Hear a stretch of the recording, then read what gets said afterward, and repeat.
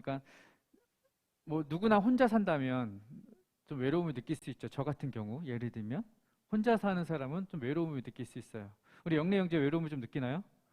아, 전혀예요? 절대? 아, 하나님. 네. 자, 우리 누구나 외로움을 느끼며 살아갑니다. 근데 혼자 살아간다고 해서 외로움만 느끼는 것이 아니라 같이 살아가지만 종종 우리는 외롭다, 고독하다, 내가 진정한 혹은 내 안에 진심을 나눌 만한 친구가 없다라고 느끼는 경우가 한 번씩은 오곤 하죠. 그러니까 우리 이 모든 외로움과 고독함의 공통 분모는 뭐냐면 어디로부터 시작하냐면 나는 혼자인 거야. 난 혼자인가 봐. 라는 생각에서 이런 외로움이 찾아오게 되죠. 그러니까 이렇게 세상을 살아가다 보면은 진정한 찐친을 만나지 못해서 외로움을 느끼는 경우도 있고, 그래서 내 고민을 나눌 사람이 없어서 외로움을 느끼는 경우도 있고, 심지어 내 옆에 있는 가족들조차도 내 이야기에 귀 기울여 주지 않는 것 같아서, 내 마음을 이해해 주지 못하는 것 같아서 외로움을 느끼기도 하죠. 근데 이런 외로움을 살아가다 보면 느끼고 또 여러 가지 우울증에 빠지거나 고독감에 빠지거나 뭐 이런 상처를 받는 경우도 생기는데, 문제는 뭐냐면요, 이러한 외로움을 우리가 영적인 생활에서도 신앙생활에서도 동일하게 느낄 수 있다는 거예요. 우리가 이렇게 함께 많은 사람들이 모여 예배를 드리지만 이 넓은 예배 공간에, 그리고 수많은 사람들 가운데 나 혼자 예배하는 것 같은 그런 외로움, 고독감, 영적인 외로움을 느끼는 경우도 생길 수가 있다는 거예요. 내가 봉사를 해요. 내가 사역을 해요. 내게 맡겨진 일을 열심히 해요. 열심히 하고 났더니 이걸 내가 왜 하고 있지? 저 사람들은 안 하는데, 저 사람들은 편하게 예배만 드리고 가는데 나는 왜 굳이 남아서 이렇게 봉사해야 되지? 나는 왜 이렇게 사역을 해야 되지? 나는 왜 이렇게 혼자 하는 느낌이 들까라는 그런 느낌이 들 때도 있어요. 그러니까 무언가 이런 외로움과 고독함은 큰 일을 치르고 나면 또 그런 어려움이 찾아오죠. 마음이 허탈함이 찾아오고 허무함이 찾아오는 경우, 그러니까 삶의 다양한 경우에서 단지 혼자 있다라는 것 외에도 수많은 사람과 관계를 맺고 살아가면서도 우리는 이런 외로움을 느끼고 살아가요. 요즘에 뭐 우리가 수많은 SNS로 네트워크를 이루며 살아가지만 정작 여러분의 카카오톡에 있는 1000명의 친구 가운데 실제로 연락하며 지내는 사람들은 얼마나 되냐 이거죠. 페이스북 친구를 맺고 있지만 그 사람들 중에서 진짜 여러분의 친구라고 말할 수 있는 사람은 몇 명이나 되느냐, 이런 질문들을 우리가 해보게 되는 것입니다. 그래서 오늘 이런 이야기를 해보려고 해요. 이런 외로움 가운데 섭섭하기도 하고 속상하기도 하고 고독하기도 했고, 그래서 어려움을 겪는 이 외로움의 상황에 있을 때, 특히 영적으로 신앙적으로 교회 안에서 공동체 속에서 이런 외로움을 느낄 때 우리는 이러한 문제들과 어려움들을 어떻게 해결하고 받아들여야 하는가, 그 중요한 질문에 대한 답을 오늘 성경 말씀 속에서 찾아보려고 합니다. 오늘 함께 나눌 말씀은 열왕기상 19장입니다. 열왕기상 19장 9절부터 14절 말씀 한 절씩 교독하시겠습니다. 열왕기상 9절부터 14절 함께 교독하고 마지막 14절은 한 목소리로 읽겠습니다. 엘리야가 그곳 굴에 들어가 거기서 머물더니 여호와의 말씀이 그에게 임하여 이르시되 엘리야야 내가 어찌하여 여기 있느냐. 그가 대답하되 내가 만군의 하나님 여호와께 열심히 유별하오니 이는 이스라엘 자손이 주의 언약을 버리고 주의 제단을 헐며 칼로 주의 선지자들을 죽였음이오며 오직 나만 남았거늘 그들이 내 생명을 찾아 빼앗으려 하나이다. 여호와께서 이르시되 너는 나가서 여호와 앞에서 산에 서라 하시더니 여호와께서 지나가시는데 여호와 앞에 크고 강한 바람이 산을 가르고 바위를 부수나 바람 가운데 여호와께서 계시지 아니하며 바람 후에 지진이 있으나 지진 가운데에서도 여호와께서 계시지 아니하며 또 지진 후에 불이 있으나 불 가운데도 여호와께서 계시지 아니하더니 불 후에 세미한 소리가 있는지라. 엘리야가 듣고 겉옷으로 얼굴을 가리고 나가 굴 어귀에 섬에 소리가 그에게 임하여 이르시되 엘리야야 내가 어찌하여 여기 있느냐. 그가 대답하되 내가 만군의 하나님 여호와께 열심히 유별하오니 이는 이스라엘 자손이 주의 언약을 버리고 주의 제단을 헐며 칼로 주의 선지자들을 죽였음이오며 오직 나만 남았거늘 그들이 내 생명을 찾아 빼앗으려 하나이다. 아멘. 여러분에게 있어 인생 최고의 순간은 언제이십니까?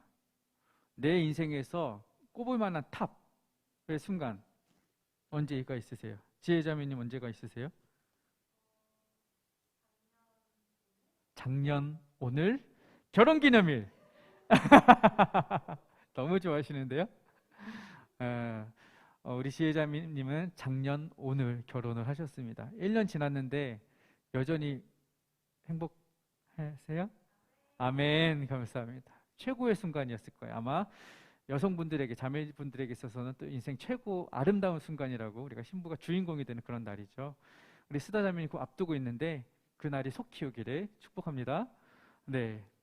엘리야에게 있어서 인생 최고의 순간은 언제일까요? 엘리야에게 있어서. 그것은요, 누가 봐도, 자기 자신이 봐도 아마 그것은 갈멜산 전투일 것입니다. 갈멜산 전투는 뭐냐면 바알과 아세라의 선지자들 400명, 450명, 850명, 도합 850명을 상대로 1대 850으로 싸워서 이긴 거예요. 어떻게 싸워 이겼느냐? 제단을 제물이 올려놓고 여기에 어떤 신이 가장 먼저 불을 내려주시느냐 보자. 바알과 아세라의 선지자 850명이 그것들을 두고 막 기도했지만 결코 불은 내리지 않았어요. 그런데 엘리야가 기도할 때 하나님께서, 여호와께서 그 제단을 불을 내리시고 싹 태워주셨죠. 도랑의 모든 물까지 훑어서. 하나님의 일하심이었습니다. 그 이후로 850대 1의 승리를 거머쥐고 엘리야는 그 모든 선지자들을 처단하고 정말 커다란 승리를 맛보게 된 거예요. 최고의 승리죠. 성경에서 볼 수 있는 굉장히 도드라진 특징적인 승리 중에 하나라고 꼽을 만한 위대한 사건이고 승리예요. 그러면 이 놀라운 승리를 경험한 엘리야의 마음이 어땠을까요? 자, 이스라엘 안에 수많은 우상들이 있었는데 특히 그 중에 가장 강력한 바알과 아세라 선지자들을 850명을 내가 이때 한 명으로 독대해서 이겼어요. 우상들을 섬기던 선지자들을 처단했어요. 그러면 그 이후에 오게 될 엘리야의 기대감은 무엇이었느냐? 이제 이스라엘의 부흥이, 개혁이, 회복이 임하겠구나. 이런 기대를 하지 않을까요? 여러분, 우리나라에 막 신천지가 다 사라져요. 뭐 이단들 싹 사라지고 뭐 다른 소리 하는 막 다 없어졌다고 생각을 해보세요. 그럼 우리가 기대하기는 자, 이제 기독교가 하나님의 말씀으로 한국교회를 다시 세워야 될 때이구나. 뭐 이런 기대감이 생기지 않았겠냐고요. 그런데 여러분, 이런 말 있죠. 기대가 크면 뭐도 크다? 실망도 커요. 아니나 다를까 엘리야에게도 동일한 현상이 벌어집니다. 기대를 했죠. 이런 부흥과 개혁에 기대를 했는데 그 기대가 이루어졌느냐? No, 아니에요. 실망할 일이 생겨요. 무슨 일이 생기느냐? 그 이세벨 여왕이 와서는 엘리야를 죽이겠다고 선전포고를 하는 거죠. 너 가만두지 않을 거야. 내가 너를 죽여버릴 거야. 그러자 엘리야의 마음속에 두려움이 찾아와요. 그래서 엘리야는 이 상황을 모면하고자, 생명을 구하고자 도망합니다. 자, 그러면 이런 생각이 들죠. 앞서 말씀드렸다시피 이미 그 우상을 섬기던 선지자들이 많이 죽었어요. 그들이 세력을 잃은 것 같고, 그러면 그들을 지휘하던 이세벨의 힘도 약해졌을 것 같고, 실제로 백성들도 마음이 많이 돌아섰을 것인데 이세벨 편이 없을 것 같아요. 반대로 엘리야는 어때요? 승리를 쟁취했잖아요. 수많은 백성들의 마음을 샀잖아요. 기세가 등등하잖아요. 엘리야 마음이 이전보다 더 당당하고 담담해질 것 같은데 그게 아니라는 거죠. 오히려 이세벨의 기가 더 세지고 엘리야는 마음이 상한 채 숨어 도망가게 되는 지경이 된 것이죠. 상황과는 조금 다른 전개가 벌어진 거라는 거죠. 그럼 왜 이렇게 되었느냐? 두 가지예요, 두 가지. 첫 번째, 이세벨이 도끼를 품었기 때문입니다. 그리고 두 번째로 엘리야가 도끼를 잃었기 때문이에요. 자, 이세벨이 도끼를 잃었다는 것은 무슨 말이냐?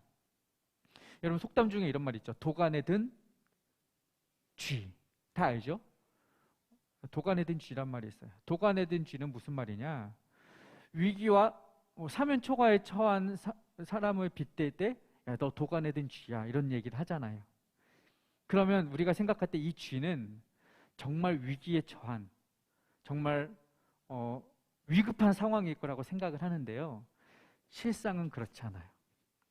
여러분, 쥐들이요, 쌀독이죠. 쌀독에 들어가면요, 먹으려고 들어가겠죠. 그러면 이만한 쌀독 안에 쥐들이 들어가요. 한 마리, 두 마리. 여기 먹을 거 있다, 맛있는 거 있다, 막 들어가요. 그럼 그 안에서 맛있는 쌀을 막 먹는 거죠. 같이 먹어요. 먹다 보면, 여러분, 밥을 계속 먹다 보면 목이 마르잖아요. 쌀만 계속 먹다 보면 이 쥐들도요, 목이 말라요. 바닥까지 다 한 톨도 남김없이 먹고 났더니 배는 부른데 목이 타요. 그런데 물이 있어요, 없어요? 쌀독 안에? 없죠. 그러면 참고 견디던 이 쥐들이 어떻게 이 목마름을 해결하느냐? 어떻게 해결하겠어요? 옆에 있는 쥐를 잡아먹어요. 도끼가 올라서 살고자. 그렇게 해서 가장 강한 쥐 한 마리만 살아남게 되는 거예요. 도간에 든 쥐예요. 위급하고 어려운 상황이에요. 그럴 수도 있겠지만 어떻게 보면 이 도간에 든 쥐는 지금 마지막 발악과 경기를 하는 거죠. 살기 위해서. 그러니까 여러분, 도간에 든 쥐는요, 피하는 게 상책이에요. 무슨 짓을 어떻게 저지를지 모르기 때문에. 자신의 살기 위해서 옆에 있는 동료를 잡아먹을 정도로 도끼가 바짝 오른 상태가 이세벨이라고요. 지금 이세벨은 도끼가 올랐어요. 눈에 보이는 게 하나도 없어요. 물불 안 가릴 태세예요. 엘리야, 잡히기만 잡혀봐라. 눈에 불을 뜨고 찾아오는 거죠. 이렇게 이세벨이 죽이겠다고 아득바득 이를 갈고 있으니 엘리야로서는 겁이 나는 게 그럴 만도 한 거예요. 그런데 이런 상황에다가 더해서 엘리야 스스로도 지금 도끼를 잃은 상황이에요. 이전에는 어떻게든 이 상황을 이겨보겠다고, 바알과 아세라 선지자 대항해서 이겨보겠다고 하는데 막상 이기고 났는데 허무한 거죠. 허탈한 거죠. 목표 상실, 의욕 상실, 도끼를 잃었어요. 그래서 그는 다시금 그 자리를 떠서 숨어 생명을 구하는 자리에 처하게 되는 것입니다. 어쩌면 인생 최고의 상황, 갈멜산 전투, 인생 최고의 순간이 최악의 상황으로 전락하는, 뒤바뀌는, 역전되는 상황을 지금 경험하게 되는 것입니다. 그러면 이 상황을 정리해 봅시다. 이세벨은 엘리야를 죽이려고 해요. 그리고 엘리야는 도끼를 잃고 뭐라고 말을 하느냐? 4절 한번 읽어보겠습니다. 4절 시작. 여호와여, 넉넉하오니 지금 내 생명을 거두시옵소서. 거두시옵소서. 완전히 도끼를 잃었죠. 자신의 생명도 이제 더 이상 유지하고 연명할 의욕과 의지가 하나도 없는 거예요. 죽겠다는 거예요. 자신의 목숨을 거두어 달라는 거예요. 계속해서 보면, 여기 4절에 보면요, 나의 조상들은 대단한 일을 했다는 거죠. 모세가 그랬고 여호수아가 그랬고 수많은 사사들이 대단한 일을 했어요. 하나님의 놀라운 영광을 드러내는 승리를 경험했는데, 그러면 나도 그럴 수 있을 줄 알았던 거죠. 엘리야도. 그래서 실제로 그런 일을 경험했는데 막상 해보니 그게 안 된다는 거예요. 모세와 같은, 여호수아와 같은 그런 능력이 나에게는 없다는 거예요. 하나님, 나는 안 되네요. 나도 해볼 줄 알았는데, 할 수 있을 줄 알았는데 안 돼요. 힘들어요. 죽겠어요. 살려주세요. 도끼를 잃어버린 거예요. 아무런 희망도 소망도 없어요. 그래서 그가 어떻게 하냐면 도망해서 광야의 로덴 나무 밑에 숨는 거예요. 정리하면요, 이세벨은 엘리야를 죽이겠다고 해요. 엘리야는 나 좀 죽여달라 해요. 그렇죠? 그러면 하나님이 어떻게 하시면 돼요? 어떻게 하시면 될까요?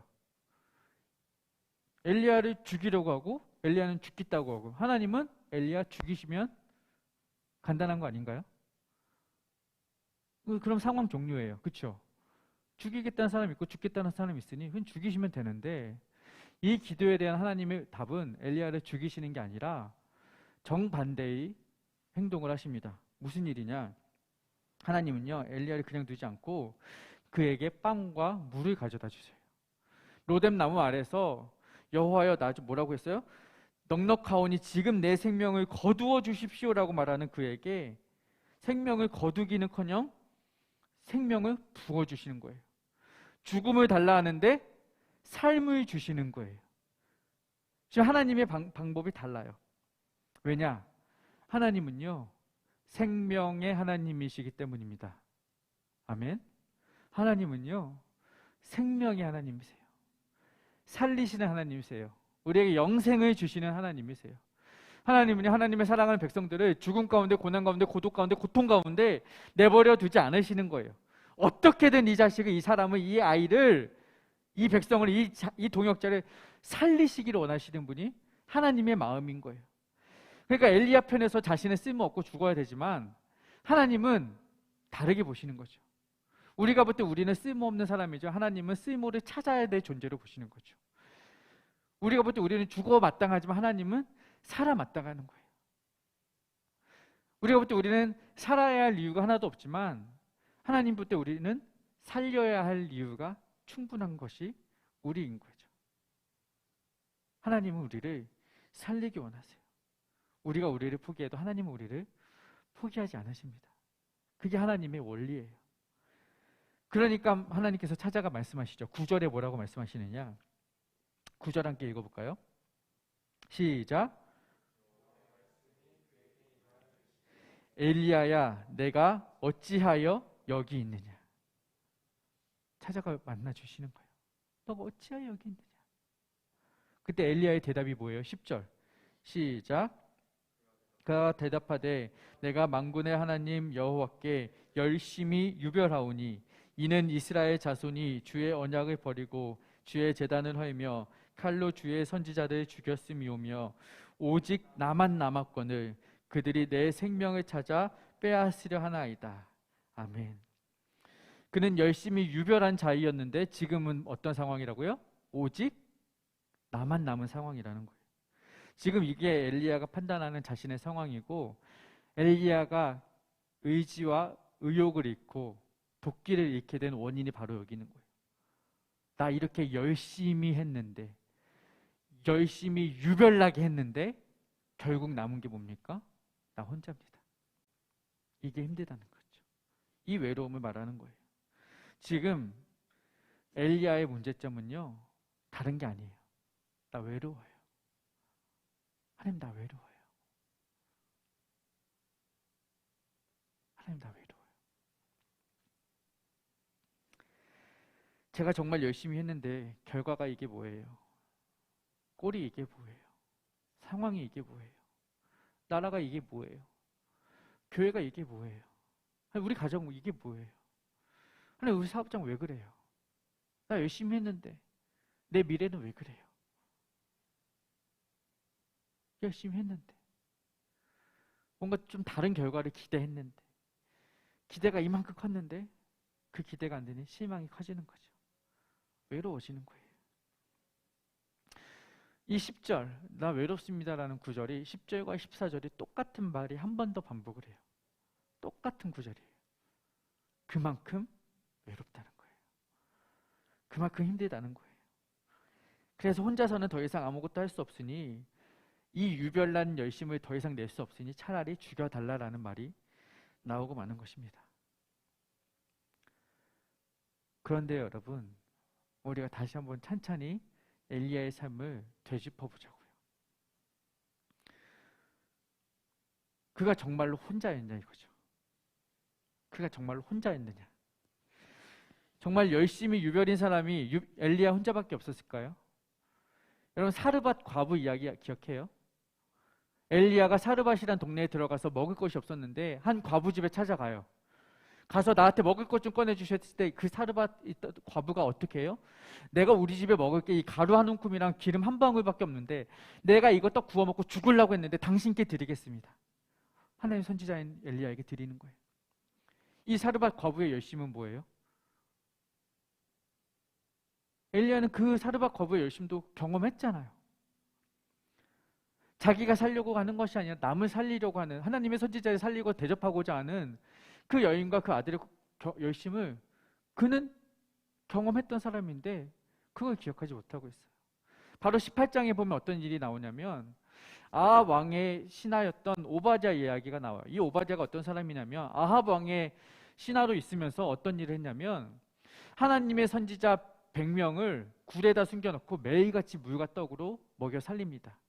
아합 왕과 이세벨이 눈에 불을 켜고 하나님의 선지자 죽이려고 하니까 이 오바댜가 살리는 거예요. 하나님의 그 선지자들을. 자기 목숨 걸고 한 거죠. 이 열심은 유별난 열심 아닙니까? 그 오바댜를 엘리야가 만났다니까요. 여러분, 엘리야는요, 나만 열심히 유별인 줄로 착각하고 있었던 거예요. 실제로는요, 그의 주변에는, 그가 만났던 사람들 가운데는요, 여전히 열심히 유별나게 하나님을 섬기고 하나님의 나라를 세워가고 하나님의 그 나라를 회복하여 가기를 기대하고 꿈꾸던 수많은 동역자들이 있었고 그는 만났고요. 그런데 그는 그걸 보지 못해요. 나만 보는 거예요. 내가 지금 힘들어요. 내가 지금 외로워요.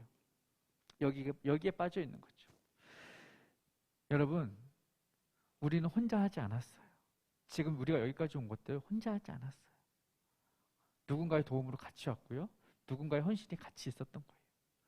게다가 엘리야에게는요, 그런 동역자 외에도 하나님의 도우심도 있었어요. 그가 그릿 시내가에 숨어 있을 때 3년 6개월 동안 가뭄이 있을 것입니다라고 선포하고 그릿 시내가에 숨어 있을 때 떡을 물어다 준 사람들이 있었어요. 사람이 아니죠. 떡을 물어다 준 까마귀가 있었죠. 실제로 까마귀가 떡을 물어다 주었지만 하나님이 주신 거죠. 방금 말씀드렸잖아요. 로뎀나무 있을 때 죽겠습니다 했을 때 살아라 하고 떡과 물을 가져다 주신 분도 하나님이셨어요. 그러니까 엘리야가 혼자일 때, 외로울 때, 고독할 때, 어려움에 처했을 때 하나님은 늘 찾아와서 그를 살리시고 먹여주셨다고요. 그러니까 엘리야는 결코 혼자였던 적이 단 한순간도 없어요. 그런데도 불구하고 엘리야는 외로움을 느끼는 거죠. 우리도 간혹 이런 상황을, 이런 느낌을, 이런 생각을 가질 때가 있는 것 같아요. 나는 혼자다고, 나만 일한다고, 나만 고생한다고, 나만 사역한다고. 그런데 여러분, 나만 힘들다고 생각할 경우는요, 나만 시험 드는 게 아니라 다른 사람도 같이 시험 들어요. 그 일을 위해 같이 헌신했던 그 사람들이 있는데 그 사람들 무시한 채 나만 혼자 한다고 생각하면요, 그 공동체가 같이 시험 드는 거예요. 그러니까 우리가 시야를 넓혀서 동역자를, 공동체를 바라볼 필요가 있는 거죠. 이것이 나만 혼자 했느냐, 오직 나만 남아있는 것이냐, 아니면 우리 공동체가 한몸된 지체가 함께 이 일을 이루고 일구어 왔는지를 우리가 함께 볼 수 있는 영적인 시각이 열려져야 하는 것입니다. 여러분, 시야를 열어서 주위를 돌아보시기 바랍니다.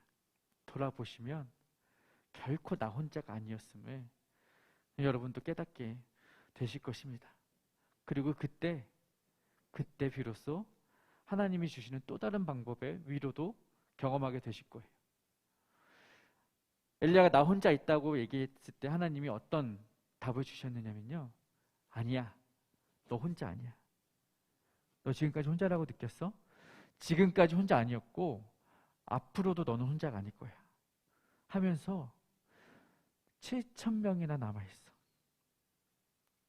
7,000명이나 있어.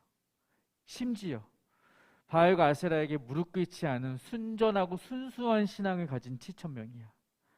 어설픈 신앙인 7,000명 아니라 확고하고 굳은 믿음과 심지와 신념을 가진 순도 100%의 동역자 7,000명을 내가 남겨놨어.